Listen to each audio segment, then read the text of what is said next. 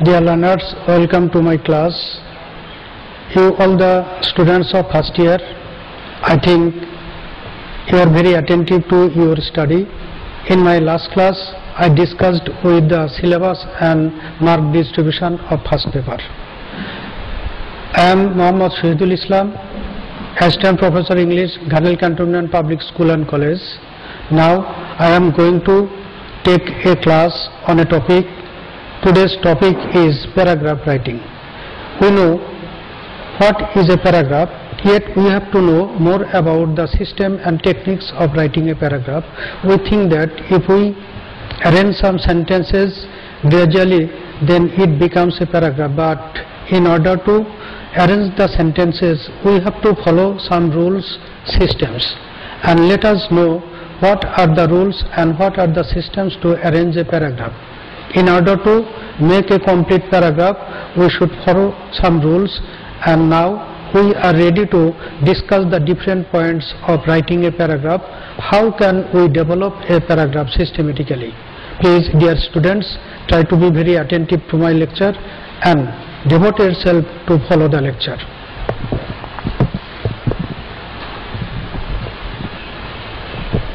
Dear learners, here I have shown the different parts of paragraph. তো শিক্ষার্থীবৃন্দ, আসো আমরা দেখি এই প্যারাগ্রাফ লেখনের যে নিয়ম কানুন রয়েছে এবং অংশ রয়েছে সেই জিনিসগুলো সম্পর্কে আমরা বিস্তারিতভাবে জানি। তাহলে আজকে আমার আলোচ্য বিষয় প্যারাগ্রাফ। একটা প্যারাগ্রাফ কিভাবে লিখতে হয় তার নিয়ম কানুন সম্পর্কে আমরা জানব। আমি এক নম্বরে দেখিয়েছি, দেখো, টপিক সেন্টেন্স, অর্থাৎ একটা প্যারাগ্রাফ আমরা কিভাবে শুরু করব, কিভাবে ডেভেলপ করব এবং কিভাবে শেষ করব। তাহলে প্রথম থেকে শুরু করে একটা ধারাবাহিকতা অনুসরণ করে আমাদেরকে প্যারাগ্রাফ উপস্থাপন করতে হয়। একটা প্যারাগ্রাফকে বিশ্লেষণ করলে সাধারণত আমরা তিনটা অংশ পাই। সেই তিনটা অংশের মধ্যে টপিক সেন্টেন্স, ব্র্যাকেটে দেখিয়েছি রিমার্কেবল ওয়ার্ড অবলিক ফ্রেজ। আমাদের প্রথমেই জানতে হবে এই টপিক সেন্টেন্সটা কি। টপিক সেন্টেন্স এমন একটা সেন্টেন্স যে সেন্টেন্সটা শুরুতেই বলে দিবে আমি কোন বিষয়ের উপর প্যারাগ্রাফটা লিখতে যাচ্ছি। আর এখানে এই সেন্টেন্সটাতে প্রথমে যে সেন্টেন্সটা থাকবে সেই সেন্টেন্সে অবশ্যই রিমার্কেবল একটা ওয়ার্ড অথবা ফ্রেজ থাকবে। যে রিমার্কেবল ওয়ার্ড বা ফ্রেজকে আমরা বিশ্লেষণ করতে পারবো অথবা তার সাপোর্টে আমরা যুক্তি দেখাতে পারবো। তাহলে কি টপিক সেন্টেন্স ওই সেন্টেন্স যার ভিতরে উল্লেখযোগ্য একটা শব্দ অথবা ফ্রেজ থাকবে যার জন্য আমরা যুক্তি অথবা বিশ্লেষণ দেখাতে পারবো। দ্বিতীয় অংশে থাকবে বডি। বডি বলতে বোঝায় আমরা প্রথম সেন্টেন্সে টপিক সেন্টেন্সে যা বলে দিলাম তার পেছনে যে যুক্তিগুলো উপস্থাপন করব সেই যুক্তিগুলোই হবে বডি। আমি দেখিয়েছি, দেখো, এক্সপ্লেনেশন, অর্থাৎ ওই যে বডিটা ডেভেলপ করতে যে অর্থাৎ প্যারাগ্রাফের সমর্থনে যে এক্সাম্পল অথবা এক্সপ্লেনেশনগুলো দিব সেগুলো আমরা পরপর সাজাবো। সেগুলো কি এক্সপ্লেনেশন হতে পারে, সাপোর্ট হতে পারে, প্রুফ ফর টপিক সেন্টেন্স অথবা কোয়ারেন্স সিকোয়েন্স। অর্থাৎ আমরা যে সেন্টেন্সগুলো টপিক সেন্টেন্সের সাপোর্টে উপস্থাপন করব সেগুলো অবশ্যই লজিক্যাল এবং ধারাবাহিকভাবে সাজাতে হবে। তাহলে এই বডিটা হলো এই টপিক সেন্টেন্সে যা বলেছি তার সাপোর্ট দিয়ে আমরা যে সেন্টেন্সগুলো বলবো। আর তৃতীয় অংশে আছে, দেখো, কনক্লুশন, উপসংহার। এখানে restate of the topic sentence, অর্থাৎ উপসংহার এমন একটা সেন্টেন্স হবে যে সেন্টেন্সে গোটা প্যারাগ্রাফ সম্পর্কে একটা মন্তব্য দেওয়া হবে, তবে এই মন্তব্যটা টপিক সেন্টেন্সের সাথে সম্পর্কিত হবে। অর্থাৎ এই যে টপিক সেন্টেন্সে যে কথা বলেছিলাম তার পেছনে যুক্তি দেখিয়েছি এবং শেষে একটা মন্তব্য থাকবে, এই মন্তব্যটা হবে প্যারাগ্রাফ সম্পর্কিত। অর্থাৎ আমরা একটা প্যারাগ্রাফকে বিশ্লেষণ করলে মোটামুটি তিনটা অংশ পাই। তাহলে প্রথম অংশ হলো টপিক সেন্টেন্স, দ্বিতীয় অংশ হলো বডি, আর তৃতীয় অংশ হলো কনক্লুশন। আসো আমরা এই জিনিসগুলো সম্পর্কে আরেকটু আইডিয়া স্পষ্ট করি। আমি এখানে, দেখো, তিনটা সেন্টেন্স দেখিয়েছি। He is a student of Ghatail cantonment college. তোমরা খুব মনোযোগ সহকারে এই সেন্টেন্সগুলো লক্ষ্য করবে। Number B, my neighbour is a teacher. Number C, Rumi is the brightest boy I have ever known. এই তিনটা সেন্টেন্স বিশ্লেষণ করলে আমরা এখন ফাইন্ড আউট করব যে কোন সেন্টেন্সটাকে আমরা টপিক সেন্টেন্স বলতে পারি। আমি এখান থেকে যে কথাগুলো বলছিলাম, টপিক সেন্টেন্স এমন একটা সেন্টেন্স যার মধ্যে একটা উল্লেখযোগ্য শব্দ বা ফ্রেজ থাকবে, যার সমর্থনে আমরা কথা বলতে পারবো বা যুক্তি দেখাতে পারবো। তাহলে আসো এই তিনটা সেন্টেন্স তোমরা একটু খেয়াল করো। আমরা তিনটা সেন্টেন্স পরপর উপস্থাপন করেছি। হি is a student of Ghatail cantonment college. এই সেন্টেন্সটার মধ্যে আমরা যেটা দেখছি যে সে হলো Ghatail cantonment public school and কলেজের একজন ছাত্র। তাহলে কি আরেকজন বলতে পারে আমিও তো ক্যান পাবলিকের ছাত্র, আরেকজন বলতে পারে না আমিও তো ক্যান পাবলিকের স্টুডেন্ট। তাহলে এভাবে উল্লেখযোগ্য কোনো কিছু আছে কিনা সেটা তোমাদের বিচার্য বিষয়। Number B, my neighbour is a teacher. আমার প্রতিবেশী একজন শিক্ষক। থাকতেই পারে একজন প্রফেশন কেউ যদি শিক্ষক হয় তার প্রতিবেশী বলতেই পারে যে আমার নেইবার বা প্রতিবেশী একজন শিক্ষক। তাহলে এর ভিতরে উল্লেখযোগ্য তেমন পয়েন্ট আছে কিনা এটা আমরা দেখব। নাম্বার সি দেখো, Rumi is the brightest boy I have ever known. আমি যতটুকু জানি রুমি হলো সবচেয়ে ভালো ছেলে। তাহলে দেখো আমি যতটুকু জানি রুমি সবচেয়ে ভালো ছেলে। এখানে প্রশ্ন আসে সবচেয়ে ভালো ছেলে কিভাবে হলো? অনেকগুলো ছেলে আছে, কিন্তু তার ভিতরে যদি বলা হয় একমাত্র ভালো ছেলে, তাহলে এই যে একমাত্র অথবা উল্লেখযোগ্য যে বিষয়টা, এই যে ব্রাইটেস্ট কথা বলা আছে কেন, তাহলে নিশ্চয়ই তার পেছনে আমরা যুক্তি দেখাতে পারবো। তাহলে আমরা পরপর তিনটা সেন্টেন্স দেখলাম, কিন্তু তিনটা সেন্টেন্সের মধ্যে আমরা এই তৃতীয় সেন্টেন্সে দেখছি দ্য ব্রাইটেস্ট বয়। তাহলে এখন যদি থাকতো রুমি ইজ এ বয় তাহলে স্বাভাবিক সেন্টেন্স হতো, কিন্তু যখন বলছি যে ব্রাইটেস্ট, তাহলে স্বভাবতই প্রশ্ন জাগে যে সে কি করে সবচেয়ে ভালো হলো, সবচেয়ে ভালো গুণাবলী তাহলে তার মধ্যে আছে কিনা সেইগুলো নিয়ে আমাদের কথা বলতে হবে। তাহলে আমরা টপিক সেন্টেন্স হিসেবে আমরা মূল্যায়ন যদি করতে চাই, তাহলে আমরা এই তৃতীয় বা সি নাম্বার সেন্টেন্সটাকে আমরা টপিক সেন্টেন্স বলতে পারি। তাহলে এভাবে আমাদের টপিক সেন্টেন্স, বডি এবং কনক্লুশন, এই সেন্টেন্সগুলো কেমন হবে, কোথায় কোন ধরনের সেন্টেন্সগুলো হবে, একটার সাথে আর একটা কিভাবে সম্পর্কিত হবে, সেই জিনিসগুলো অবশ্যই আমাদের জানতে হবে। তাহলে চলো আমরা এই প্যারাগ্রাফ যে অংশগুলো, এই অংশগুলো জানলাম, এখন সেই অংশগুলো পরপর কিভাবে সাজাতে হয় আমরা একটু দেখে নেই।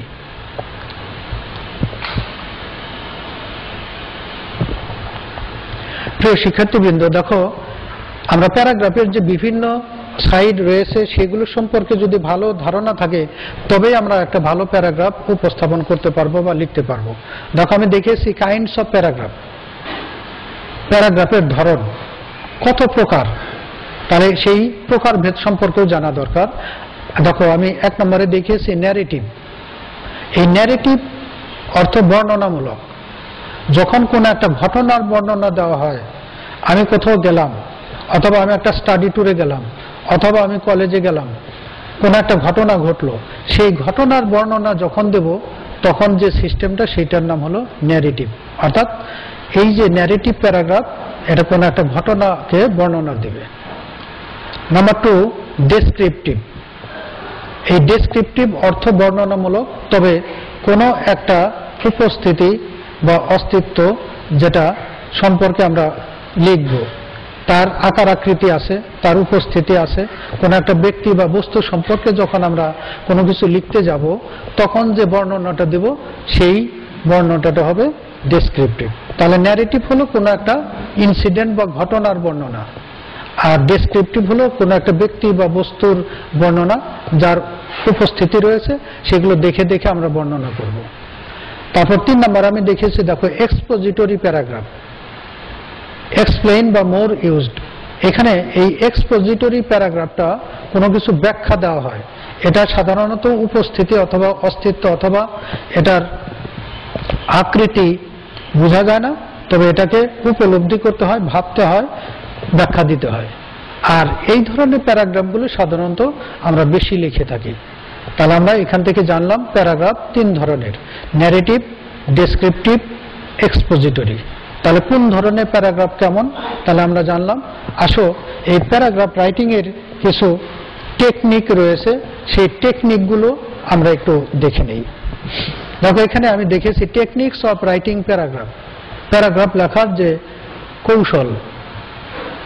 নাম্বার 1-এ আমি দেখেছি paragraph developed men by facts, কোন একটা বিষয়কে কেন্দ্র করে বিষয় করে আমরা যখন প্যারাগ্রাফ লিখি তখন হলো paragraph development by facts. Number 2, paragraph development by examples, উদাহরণ দিয়ে দিয়ে যে প্যারাগ্রাফটা লেখা হয় সেটা হলো example method. Number 3, paragraph development by comparison, একটা ব্যক্তির সাথে আরেকটা ব্যক্তি, একটা বস্তুর সাথে আরেকটা বস্তু যখন তুলনা করা হয় এবং তুলনা করতে যে সেন্টেন্সগুলো আমরা সাজিয়ে লিখি, প্যারাগ্রাফ লিখি, ওই পদ্ধতির নাম হলো paragraph development by comparison. Number 4, paragraph development by contrast, যখন একটা ব্যক্তির সাথে আরেকটা ব্যক্তির পার্থক্য অথবা একটা বস্তুর সাথে আরেকটা বস্তুর পার্থক্য লিখতে যাই, এই যে পার্থক্য দেখে আমরা যে সেন্টেন্সগুলো সাজাই সেই সিস্টেমটার নাম হলো paragraph development by contrast. Number 5, paragraph development by cause and effect, কোন একটা ঘটনা ঘটলো তার পরিণতি কি হলো, তাহলে এই যে কারণ এবং তার পরিণতি এই রকম ভাবে যখন আমরা সেন্টেন্সগুলো সাজাই তখন সেই প্যারাগ্রাফটা হলো paragraph development by cause and effect. Number 6, paragraph development by classification, তাহলে কত ধরনের হতে পারে, তাহলে ক্লাসিফিকেশন করে করে শ্রেণী বিভাগ দেখিয়ে দেখিয়ে যখন আমরা প্যারাগ্রাফ লিখব তখন ওই প্যারাগ্রাফের নাম হবে প্যারাগ্রাফ ডেভেলপমেন্ট বাই ক্লাসিফিকেশন। এখন আমরা জানি parts of speech, there are 8 kinds of parts of speech. এই প্রত্যেকটা বিষয় নিয়ে যখন আমরা পর্যায়ক্রমে আলোচনা করব তাহলে ওই সিস্টেমটা, ওই প্যারাগ্রাফটা হবে classification. Paragraph development by definition, কোন একটা জিনিস সম্পর্কে আমরা ধারণা স্পষ্ট করার জন্য সংজ্ঞায়িত করি, তাহলে এটা কি সংজ্ঞায়িত করে আমরা যে প্যারাগ্রাফটা লিখি তাহলে সেই পদ্ধতির নামটা হলো প্যারাগ্রাফ ডেভেলপমেন্ট বাই ডেফিনিশন। তাহলে এভাবে আমরা দেখিয়েছি, দেখো 1 2 3 4 5 6 7, তাহলে 7টা টেকনিক বা কৌশল অবলম্বন করে আমরা প্যারাগ্রাফ লিখতে পারি। যদিও আমরা বলে থাকি লেখার কোনো সিস্টেম নাই, ব্যক্তির উপর ডিপেন্ড করে, তারপরেও এই টেকনিকগুলো যদি আমরা অবলম্বন করি তাহলে আমরা সঠিকভাবে প্যারাগ্রাফ লেখার প্রয়াস পাবো এবং আমরা সঠিক করে প্যারাগ্রাফটা উপস্থাপন করতে পারবো। আমরা যখন লিখি যার যার মতো করে লিখি, এক একজনের হয়তো এক এক রকম সিস্টেম হবে, তবে এই সিস্টেমগুলো যদি আমরা ফলো করি তাহলে সঠিক হওয়ার সম্ভাবনা থাকবে। প্রিয় শিক্ষার্থীবৃন্দ, আসো প্যারাগ্রাফ নিয়ে যে কথাগুলো বললাম, তাহলে প্যারাগ্রাফের নির্দিষ্ট নিয়ম আছে, সিস্টেম আছে, কোহেশন বা মিল, একটার পরে আরেকটা কথার মিল, একটার সাথে আরেকটার মিল থাকবে।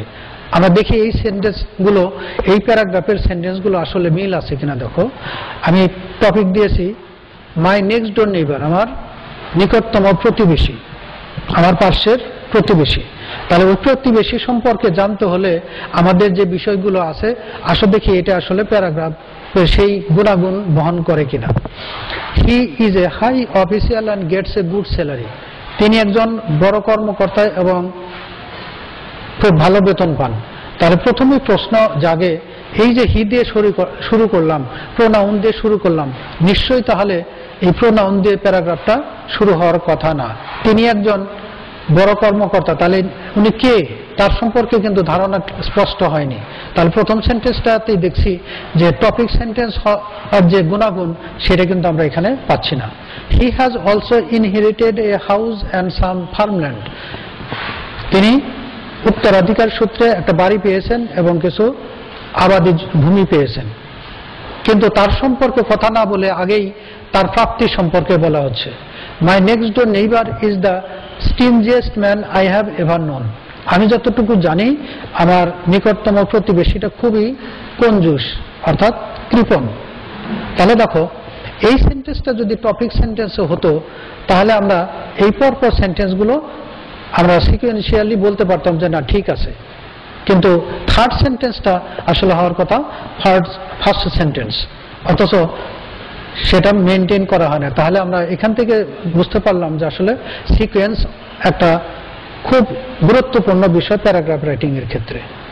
আমরা পরপর যদি সেন্টেন্সগুলো দেখি, দেখো এই সেন্টেন্সগুলো একটার সাথে আরেকটার মিল নাই, অর্থাৎ কোহেশন নাই, কার পরে কোন সেন্টেন্সটা হবে এই লজিক্যাল যে কনসিকুয়েন্স সেটাকে সে বহন করছে না। দেখো শেষে কি বলছে, he seldom buys meat and fish and poultry, সে খুব কদাচিৎ মাংস, মাছ এবং মুরগি কেনে। তাহলে প্যারাগ্রাফটা শেষ হচ্ছে তিনি কদাচিৎ মাছ, মাংস, মুরগি কিনেন। তাহলে আসলে প্যারাগ্রাফটা যেভাবে শেষ হওয়ার কথা, অর্থাৎ আমার প্রতিবেশী, সেই প্রতিবেশীর সম্পর্কে একটা মন্তব্য দিয়ে শেষ হওয়ার কথা, কিন্তু এখানে কিন্তু সেই মন্তব্যটা আমরা পাচ্ছি না। তাহলে বোঝা যাচ্ছে আমরা যে ধারণাটা দিয়ে শুরু করেছিলাম আসলে এই ধারণাটা আমাদের প্যারাগ্রাফ লেখনের যে নিয়ম সেই নিয়মকে অনুসরণ করে না। তাহলে এই যে সেন্টেন্সগুলো খুব সুন্দর করে সাজানো আছে, প্রত্যেকটা সেন্টেন্সই ঠিক আছে, কিন্তু একটার সাথে আরেকটার সম্পর্ক ঠিক নাই। এই জন্যে এটাকে আমরা একটা স্বাভাবিক যে প্যারাগ্রাফ সেই প্যারাগ্রাফ হিসাবে মূল্যায়ন করতে পারি না। তাহলে আসলে দেখি এই যে প্যারাগ্রাফ মাই নেক্সট ডোর নেইবার, এটা সঠিকভাবে যদি সাজাই তাহলে কেমন হতে পারে। আসলে আমরা দেখি। এখন দেখো এই প্যারাগ্রাফের যে বিভিন্ন অংশগুলো আছে এটা আমাদের খেয়াল করা দরকার। দেখো মাই নেক্সট ডোর নেইবার, এটা প্যারাগ্রাফের নাম। My next door neighbour is the stingiest man I have ever known. তার প্রথম সেন্টেন্সই বলে দিচ্ছে আমার নিকটতম প্রতিবেশীটা খুবই কৃপণ লোক। ওই যে স্টিনজিয়েস্ট আন্ডারলাইন করা আছে দেখো, তাহলে আমার প্রতিবেশী যে খুব কৃপণ লোক। তাহলে এই যে কৃপণ, কেন কৃপণ? সবাই তো আর কৃপণ না, অর্থ যাদের আছে খরচ করে না, তাহলে তাদেরকে আমরা কৃপণ বলি। আর অর্থ যাদের নাই, গরিব, তাদেরকে কিন্তু আমরা কৃপণ বলি না। তাহলে ধনী হওয়া সত্ত্বেও তার কৃপণতা রয়েছে। তাহলে এই কৃপণতা কিভাবে, তাহলে নিশ্চয়ই ওই ব্যক্তি সম্পর্কে আমাদের একটু আইডিয়াগুলো উপস্থাপন করতে হবে। He is a high official and gets a good salary. তাহলে উনি একজন বড় কর্মকর্তা এবং ভালো বেতন পান। তাহলে কি তার আর্থিক অবস্থা ভালো, ধনী মানুষ? তাহলে সেটা অবশ্যই দেখাইতে হবে, কারণ গরিব মানুষকে দেখালে তো আমাদের প্যারাগ্রাফের যে স্টিনজিয়েস্ট যে কথাটা, কৃপণ, এটা কিন্তু প্রমাণ হবে না। He has also inherited a house and some farmland. তিনি উত্তরাধিকার সূত্রে তিনি একটা বাড়ি পেয়েছেন আর কিছু আবাদি জমি পেয়েছেন। তাহলে এখানে দেখো অলসো কথা যোগ করা আছে, এটা অতিরিক্ত একটা কথা। তাহলে আগে আছে হাই অফিসিয়াল, গুড স্যালারি পান, পরবর্তীতে আছে যে তার একটা বাড়ি রয়েছে আর ভূমি, আবাদি জমি রয়েছে। তাহলে এই যে অতিরিক্ত কথা, সেই ক্ষেত্রে আমরা কি অলসো কথাটা ব্যবহার করে থাকি। Moreover, as a matter of fact he is well of. প্রকৃতপক্ষে অর্থাৎ এইগুলো প্রমাণ করে, আগের দুইটা সেন্টেন্স দেখায় যে প্রমাণ করে যে তিনি একজন সচ্ছল ব্যক্তি, অর্থাৎ তার আর্থিক অবস্থাটা ভালো। বাট এখন আসতে হলো বিপরীত কথায়। তাহলে কি তিনি একজন ধনী মানুষ, কিন্তু তার অবস্থাটা কেমন? তাহলে বিপরীত কথা। ধনী মানুষ, তার চালচলন হবে বেশ আপ টু ডেট, কিন্তু আমরা বিপরীতক্রমে কি দেখবো দেখো, বাট তাহলে বিপরীতক্রমে হি লিভস মিজারেবলি, শোচনীয় জীবনযাপন করেন। তাহলে কি গরিবের মতো জীবনযাপন করেন। His house has not been refurnished for years, বছরের পর বছর তার বাড়ি যে পরিষ্কার পরিচ্ছন্ন করা অথবা কালার করা এটা দেখা যায় না। It is a long since he bought clothes, তাহলে তিনি যে কাপড় কিনেছেন এটা প্রমাণই পাওয়া যায় না, অর্থাৎ দীর্ঘদিন চলে যায় তিনি জামা কাপড় বা নতুন কাপড় কেনেন না। তাহলে কি তার আর্থিক সচ্ছলতা আছে, কিন্তু গরিবের ন্যায় জীবনযাপন করেন। His shirts are faded and shoes are worn out, তার জামা কাপড়গুলো খুবই জরাজীর্ণ, পুরনো, আর জুতোগুলো একেবারে শ্যাবি। বিসাইডস, তারপরেও his wife and children are shabbily dressed, তিনি খুব কৃপণ, তিনি জামা কাপড় কেনেন না, নতুন জামা কাপড় পরেন না। তেমনিভাবে তার ছেলে মেয়ে এবং স্ত্রী একই অবস্থা, অর্থাৎ তার পারিবারিকভাবেই ওনারা মানসিকভাবে আপ টু ডেট না। He seldom buys meat, fish and poultry, তিনি মাছ, মাংস বা মুরগি কিনেন, এটা খুবই কম ঘটনা, অর্থাৎ উনি মাছ মাংস কিনেন এটা দেখা যায় না। Nobody has seen him entertain any friends and relatives, কেউ কোনোদিন দেখে নাই যে তার কোনো বন্ধু বান্ধব অথবা আত্মীয় স্বজন তার বাড়িতে অতিথিয়তা পেয়েছে। এখন দেখো শেষের লাইনে দেখিয়েছি ইন ফ্যাক্ট, প্রকৃতপক্ষে he has become a byword for stinginess in our neighborhood. প্রকৃতপক্ষে তার এরকম আচরণের কারণে তিনি একজন কৃপণ মানুষ হিসেবে প্রতিবেশীর কাছে পরিচিত। তাহলে দেখো শেষের সেন্টেন্সটা দেখিয়েছি ইনফ্যাক্ট, তাহলে এই যে in fact, in conclusion, in short, in fine, in a word, এরকম সেন্টেন্স দিয়ে আমরা সেন্টেন্সটা শুরু করি, শেষ করি। তাহলে আমরা শেষের সেন্টেন্সটাতে দেখিয়েছি ইনফ্যাক্ট, তার মানে কি এটা কনক্লুডিং সেন্টেন্সের একটা বৈশিষ্ট্য বহন করে। তাহলে শুরু করতে যেমন একটা বৈশিষ্ট্য লাগে, শেষ করতেও একটা বৈশিষ্ট্যপূর্ণ সেন্টেন্স লাগে। তাহলে এভাবে আমরা পর্যায়ক্রমে যদি সেন্টেন্সগুলো সাজাই তাহলে একটা সুন্দর প্যারাগ্রাফ হয় এবং পূর্ণ একটা অর্থ বহন করে। আর যদি তা না হয় তাহলে কিন্তু আদর্শ প্যারাগ্রাফ হিসেবে তার মূল্যায়ন হয় না। আমরা সেন্টেন্সগুলো লিখতে পারি, সাজাইতে পারি, কিন্তু এই সাজানোটুকু কতটুকু মিনিংফুল, কোহেসিভ হইল সেটা আমাদের জানার বিষয় বা দেখার বিষয়। তাহলে আমরা এভাবে যদি সেন্টেন্সগুলো সাজানোর নিয়ম ফলো করে প্যারাগ্রাফ লিখি, নিঃসন্দেহে এটা একটা আদর্শ প্যারাগ্রাফ হবে। তাহলে দেখো আমি এখানে দেখিয়েছি at the end of the lesson students are able to. আমরা তাহলে এই যে প্যারাগ্রাফ লেখার বা শেখার যে বিষয়গুলো নিয়ে আলোচনা করলাম, তাহলে সেখান থেকে আমরা কি শিখলাম? Know the definition of paragraph, প্যারাগ্রাফের সংজ্ঞা। তাহলে একগুচ্ছ শব্দ, সেই সাথে একগুচ্ছ সেন্টেন্স যখন সুন্দরভাবে সাজানো হয় এবং নিয়মকে অনুকরণ করে লেখা হয় তখন তার নাম হলো paragraph. Learn about the kinds of paragraph, প্যারাগ্রাফের ধরনগুলো সম্পর্কে জানলাম। কয় প্রকার? 3 প্রকার। Learn about the methods of writing paragraph, তাহলে আমরা 7টা পদ্ধতি সম্পর্কে ধারণা পেয়েছি। তাহলে প্যারাগ্রাফ লেখার 7টা পদ্ধতি রয়েছে। Know the common concepts of paragraph, common concepts বলতে কি বোঝায়? যে আমরা সাধারণত মনে করি যে 10টা 15টা 20টা সেন্টেন্স লিখলে একটা প্যারাগ্রাফ হয়ে গেল, আসলে তা না। তাহলে ওই প্যারাগ্রাফগুলো সুন্দর হতে হলে, মানসম্মত হতে হলে নিশ্চয়ই সেন্টেন্সগুলো একটার সাথে আর একটা কোহেরেন্টলি সাজাতে হয়, অর্থাৎ শুরু থেকে শেষ পর্যন্ত নিয়ম অনুযায়ী সাজাতে হয়। Know the importance of paragraph, তাহলে এখান থেকে আরো জানলাম যে কোনো ভাষা বা কোনো ধারণা, কোনো কনসেপ্টকে যদি আমরা উপস্থাপন করতে চাই, নিশ্চয়ই প্যারাগ্রাফ লেখার যে ধরন আছে, নিয়ম আছে, সেগুলো অনুকরণ করে, অনুসরণ করে আমাদেরকে ভাষাগুলো উপস্থাপন করতে হয় এবং প্যারাগ্রাফ সাজাইতে হয়। প্রিয় শিক্ষার্থীবৃন্দ, আমি তোমাদের জন্য একটা কাজ রেখেছি, দেখো, home work, write a paragraph on model paragraph. তাহলে আজকে যে টপিকটা ছিল সেই টপিকের নাম হলো প্যারাগ্রাফ রাইটিং। তাহলে একটা মডেল প্যারাগ্রাফ কিভাবে লিখতে হয়, তার গুণাগুণগুলো কি, কিভাবে সেন্টেন্সগুলো সাজাতে হয়, এই যে কনসেপ্ট পেয়েছি আজকের ক্লাস থেকে, এই কনসেপ্টের উপর বেসিস করে তোমরা একটা প্যারাগ্রাফ লিখবে আর তার টপিক হলো মডেল প্যারাগ্রাফ। তাহলে এই মডেল প্যারাগ্রাফটা লিখে তোমরা ভাইবারে পারলে দেখাবে এবং যদি কোনো প্রশ্ন থাকে পার্সোনাল নাম্বারে রিং দিয়ে জেনে নিবে। তবে ভাইবারে তোমরা মাঝে মধ্যেই বিভিন্ন ধরনের কমেন্টস দাও, তবে এটা এই কমেন্টস দেওয়ার জায়গা না, এই পেজে তোমাদের কমেন্টস অ্যাকসেপ্টেড না। কাজে তোমরা কোনো প্রশ্ন থাকলে রেসপেক্টিভ টিচারকে প্রশ্ন করে উত্তরটা জেনে নিবে, তবে কোনো কমেন্টস দিবে না। প্রিয় শিক্ষার্থীবৃন্দ, আজকে আমরা প্যারাগ্রাফ রাইটিং এর যে বিভিন্ন নিয়ম সে সম্পর্কে আলোচনা করলাম। আশা করি এই আজকের আলোচনা থেকে তোমরা প্যারাগ্রাফ সম্পর্কে একটা স্পষ্ট ধারণা পেলে এবং এই ধারণার আলোকে যদি প্যারাগ্রাফ লেখো, নিঃসন্দেহে এটা স্ট্যান্ডার্ড অনুযায়ী হবে এবং প্যারাগ্রাফের নাম্বার ভালো পাবে, এটাই আশা করা যায়।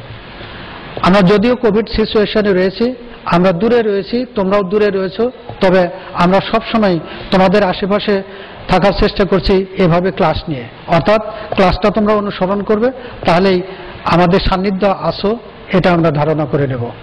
আর কোনো প্রবলেম যদি দেখা দেয় তোমরা রেসপেক্টিভ সাবজেক্ট টিচারের সাথে কথা বলে সমাধান নেবে। সবাই পড়াশোনার প্রতি মনোযোগী হও, এই আশাটুকু ব্যক্ত করে আমার স্পিচ শেষ করলাম। আল্লাহ।